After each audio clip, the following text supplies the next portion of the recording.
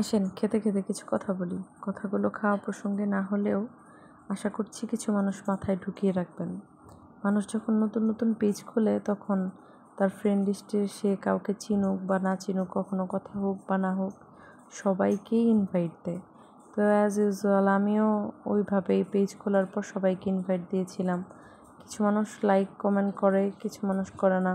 তো আমার এগুলো নিয়ে কোনো মাথা ব্যথা নাই। যার ইচ্ছা দেখবে, যার না ইচ্ছা দেখবে না। আমি তো কাউকে ফোর্স করি নাই কিছু নিয়ে। বাট আমার ছবি আপলোড, ভিডিও আপলোড নিয়ে মানুষের এত জেলাস ফিল হওয়ার কারণ কি আমি বুঝলাম না। যে মেয়েটা বাসার গলিতে বের হয়ে 101টা ছবি উঠে আপলোড করে, সেই মেয়েটাও আমার ফরেন ট্রিপের ছবি আপলোড করলে তার কাছে বাড়াবাড়ি মনে হয় কেন?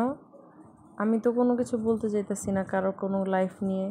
আমার মনে হয়েছে যে আমি পেজ খুলবো, আমি খুলছি। আমার যদি মনে হয় আমি ডিলিট করে দিব, আমি ডিলিট করে দিব। এটা আমার একান্ত ব্যক্তিগত ব্যাপার।